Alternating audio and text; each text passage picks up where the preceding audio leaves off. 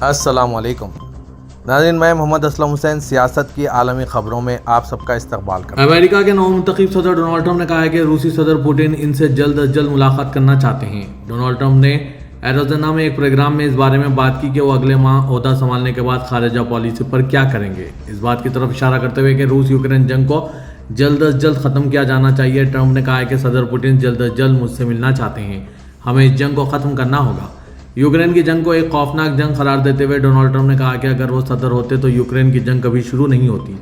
Donald Trump जो 20 जनवरी को सदर के ओहदे का हलफ लेंगे, तवील अरसे से ये दावा कर रहे हैं कि वो यूक्रेन समेत मशरिक़ व सतह में जंगों को ख़त्म करेंगे।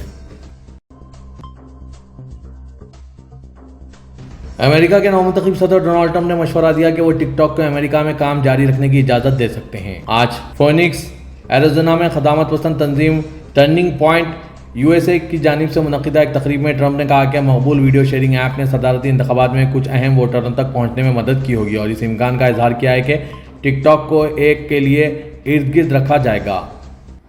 हमने टिकटॉक पर जाना था और हमें ज़बरदस्त रिस्पांस मिला, हमारे पास अरबों और ऐप्स थे, मुंतखब सदर ने कहा। उन्होंने मजीद कहा कि इन्हें एक चार्ट दिखाया गया जिसमें इनकी मुहिम को ऐप पर मौसूल होने वाले आरा को उजागर किया गया।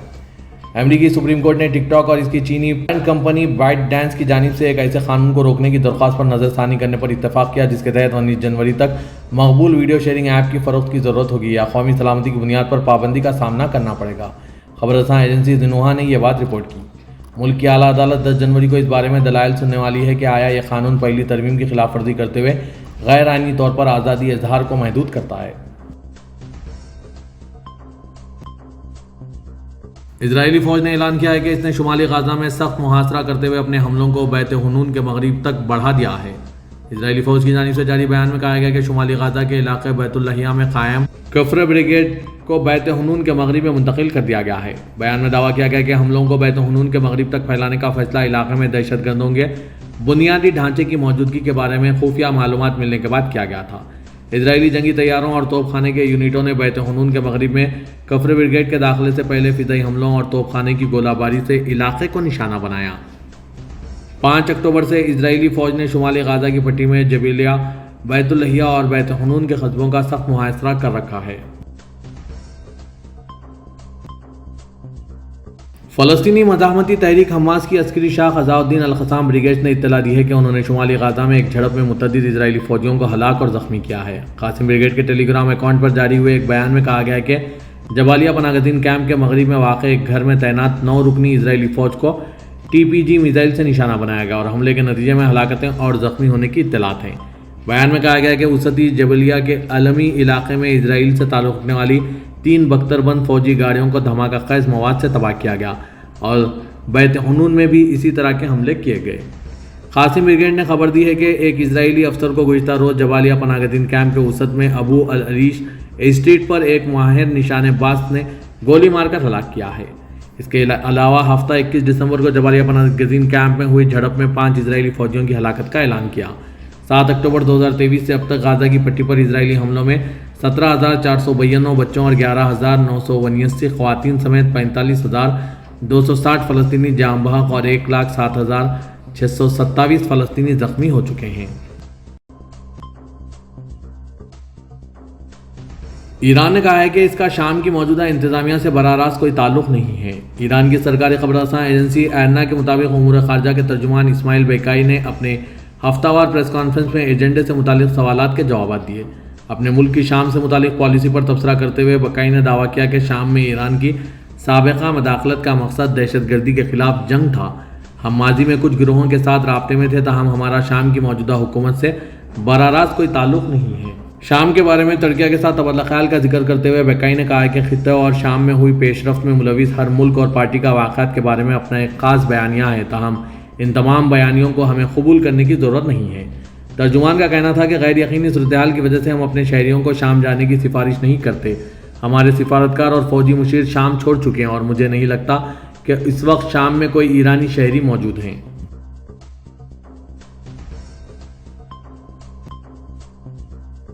शाम के माज़ूल सदर बशार अल असद की अहलिया अस्मा असद ने तलाक के लिए अदालत में दरख्वास्त दायर की। रिपोर्ट्स के मुताबिक अस्मा असद रूस में रहना नहीं चाहती और लंदन वापस जाना चाहती है, इसलिए उन्होंने बशार अल असद से अलहदगी का फैसला किया है। اسما نے روسی عدالت میں طلاق کی درخواست فائز کی۔ واضح کہ 11 دن کی شدت پسندانہ جھڑپوں کے بعد اسلامی گروپ حیات التحریر الشام کی قیادت میں ایک باغی اتحاد نے بشار الاسد کو اقتدار سے ہٹا دیا، جس کے بعد وہ اپنے خاندان کے ساتھ روس فرار ہو گئے تھے۔ روس نے انسانی بنیادوں پر بشار الاسد اور ان کے خاندان کو پناہ دی تھی۔ میڈیا رپورٹس کے مطابق بشار الاسد بھی لندن جانے کی کوشش کر رہے ہیں، تاہم روسی حکام نے ان کی جائیداد اور رقم ضبط کر لی ہے۔ بشار الاسد شام سے ماسکو 270 کلو گرام سونا اور $2 ارب لے کر گئے تھے۔ روس نے ان کے بھائی اسد کو پناہ دینے سے انکار کر دیا تھا۔ 59 سالہ بشار الاسد نے 2000 میں اپنے والد حافظ اسد کی وفات کے بعد اقتدار سنبھالا تھا۔ حافظ اسد 1971 سے شام پر حکومت کر رہے تھے۔ 2011 ان کے دور حکومت کے لیے ایک اہم سال ثابت ہوا، جب ہزاروں شامی عوام جمہوریت کے مطالبے کے لیے سڑکوں پر نکلے، لیکن انہیں حکومتی جبر کا سامنا کرنا پڑا۔ جلد ہی مختلف باغی گروہ تشکیل پا گئے اور 2012 کے اوسط تک یہ احتجاج مکمل خانہ جنگی میں تبدیل ہو گیا۔ بشار الاسد کی اقتدار سے معزولی ماسکو کے لیے ایک بڑا دھکا ہے، کیونکہ روس اور ایران شام کے سابق صدر کے ایک اہم حامی تھے اور 2015 سے شام میں فوجی مداخلت کر رہے تھے۔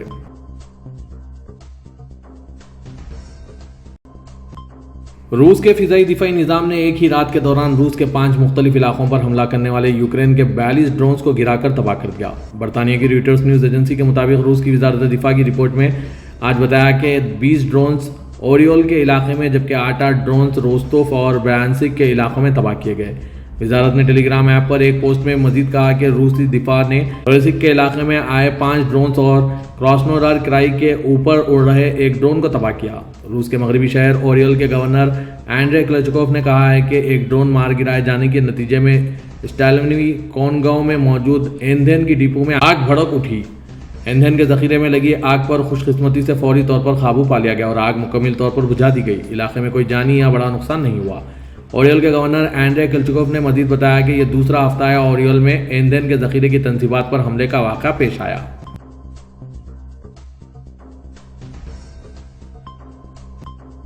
اردن کے وزیر خارجہ ایمن صفدی نے شام کی نئی حکومت کے سربراہ احمد الشرا سے ملاقات کی۔ اردن کی وزارت خارجہ کی جانب سے جاری بیان میں کہا گیا کہ وزیر صفدی نے شام کے دارالحکومت دمشق کا دورہ کیا۔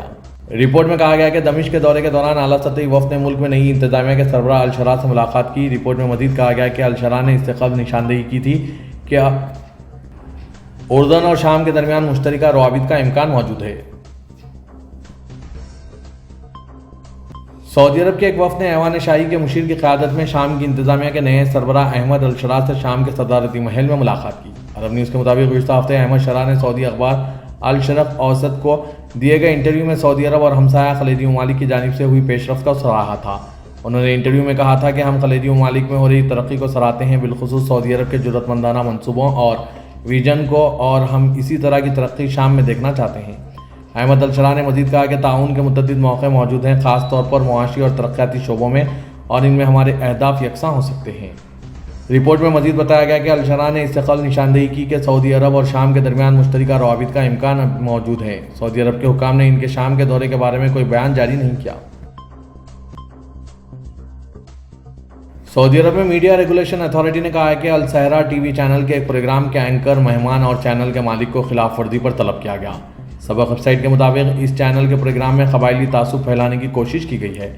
اتھارٹی کا کہنا ہے کہ قبائلی تعصب پھیلانا، قبائلی نسب کو مشکوک قرار دینا، ایک قبیلے کو دوسرے قبیلے پر فوقیت دینا، فرقہ واریت، معاشرتی اقدار، علاقائی تعصب اور ملک کی سماجی وحدت کو نشانہ بنانا سنگین جرم ہے۔ اتھارٹی نے کہا ہے کہ ان ٹی وی چینل کے پروگرام میں سنگین خلاف ورزی کا ارتکاب ہوا ہے، جس کے باعث ان افراد کے خلاف کارروائی کی جا رہی ہے۔ واضح کہ قبائلی تعصب اور فرقہ واریت پھیلانے پر 5 سال قید اور 30 لاکھ ریال جرمانہ مقرر ہے۔ سعودی عرب میں king Salman reserve development authority کی زیر نگرانی حائل میں کنگ سلمان ریزو کمپنی ایونٹ کا آغاز کیا گیا۔ سبق ویب سائٹ کے مطابق کیمپنگ ایونٹ آج پیر سے 45 دن تک جاری رہے گا۔ انتظامیہ نے کہا ہے کہ کیمپنگ کے لیے نائلات نامی مقام کا انتخاب کیا گیا، جہاں قدرتی حسن کے ساتھ پہاڑوں کی خوبصورتی، سنہری ریت، صاف مطلع اور سکون و خاموشی ہے۔ کیمپنگ ایونٹ میں شرکت کرنے والوں کے لیے تمام سہولتوں کے ساتھ سیر و تفریح کا بھی اہتمام کیا گیا ہے۔ سیاحوں کے لیے گھوڑ سواری، اونٹوں کی سواری، ہائکنگ، ستاروں کا مشاہدہ اور ریزو کے قدرتی حسن کے نظارے کے علاوہ تاریخی مقامات کا وزٹ بھی شامل ہے۔ سعودی عرب میں فالکن شوق نہیں بلکہ قبائل میں فخر کی علامت بھی سمجھا جاتا ہے۔ فالکنری یقیناً ایک مہنگا شوق ہے جسے ہر کوئی نہیں پال سکتا۔ پرندے بازوں سے محبت رکھنے والے کم عمر خالد زویان کا کہنا ہے کہ ہوش سنبھالتے ہی سب سے پہلے باز کے بچے کو ہاتھ میں لیا جب دوسرے بچے کھلونوں سے کھیلا کرتے تھے۔ میں اپنا فارغ وقت بازوں کے ساتھ گزار رہا تھا۔ العربیہ نیوز سے گفتگو کرتے ہوئے خالد زویان نے کہا ہے کہ بڑا ہو کر دنیا کا ماہر ترین فالکنز بننے اور کنگ عبدالعزیز فالکن فیسٹیول کا سب سے بڑا ایوارڈ اپنے نام کرنے کی خواہش رکھتا ہوں۔ خالد زویان نے مزید بتایا کہ جب سے ہوش سنبھالا خود کو والد کے ہمراہ بازوں کی دنیا میں پایا۔ والد کے ساتھ ہمیشہ صحرا اور وادیوں میں بازوں کو تربیت دینے میں وقت گزار رہا تھا۔ بچپن سے ہی بازوں کے ساتھ رہتے رہتے ان کی طبیعت سے مانوس ہو گیا۔ وقت کے ساتھ ساتھ باز کو تربیت دینے کا ہنر بھی سیکھ لیا۔ ترکیہ کے وزیر خارجہ خاقان فیدان کی شام کے دارالحکومت دمشق میں نئی شامی انتظامیہ کے سربراہ احمد الشرا سے ملاقات کو عالمی میڈیا نے تازہ ترین کے عنوان سے شائع کیا۔ قطر کے ٹیلی ویژن چینل الجزیرہ نے فیدان کی دہشت گردی کے خلاف جدوجہد پر زور دیا اور کہا کہ اگلے مرحلے میں ہم شام سے دہشت گرد تنظیموں کے خاتمے کی امید رکھتے ہیں۔ دبئی کے چینل العربیہ نے اپنی نشریات میں ایک تواتر سے تاریخی دورے کے الفاظ کو جگہ دی اور کہا کہ دہشت گرد تنظیم PKK شامی عوام کی زمین پر قبضہ کر رہی ہے۔ فرانس کے چینل 24 نے بھی دورے کی خبر وزیر خارجہ خاقان فیدان سے شام میں کی سرخی سے نشر کی اور دورے کی تفصیلات کو وسیع جگہ دی۔ جرمن روزنامہ زینیٹ نے فیدان کے بیان شام میں PKK کے لیے کوئی جگہ نہیں ہے کو سرخی بنایا۔ خبر میں فیدان کی نئی انتظامیہ کے ساتھ عالمی تعاون کی اپیل کو بھی شائع کیا گیا۔ یونان کے سرکاری ٹیلی ویژن چینل ERT نے فیدان کے دہشت گردی کے خلاف جدوجہد کے عزم پر زور دیا۔ چین کے سرکاری ٹیلی ویژن چینل CCTV نے اپنے نشریات میں خاقان فیدان کے دہشت گرد تنظیم PKK کو فوری طور پر فلفور خود کو فسخ کر دینا چاہیے کہ الفاظ پر مبنی پیغام کو اور شامی زمین پر اسرائیل کی خلاف ورزیوں کے خلاف رد عمل کو جگہ دی۔ پاکستان کے شہر اسلام آباد کی احتساب عدالت پاکستان تحریک انصاف کے بانی و سابق وزیر اعظم عمران خان اور ان کی اہلیہ بشرا بی بی کے خلاف 190 ملین پاؤنڈ ریفرنس کیس کا فیصلہ 6 جنوری کو سنائے گی۔ آج پیر کو عدالتی عملے نے تحریک انصاف کے وکیل خالد یوسف کو نئی تاریخ سے آگاہ کیا۔ گزشتہ ہفتے چارشنبے کو اڈیالہ جیل راولپنڈی میں 190 ملین پاؤنڈ ریفرنس پر احتساب عدالت کے جج ناصر جاوید رانا نے سماعت کی تھی۔ جج ناصر جاوید رانا نے کہا تھا کہ آج 23 دسمبر کو محفوظ فیصلہ سنایا جائے گا، جس کی نئی تاریخ 6 جنوری کو دی گئی ہے۔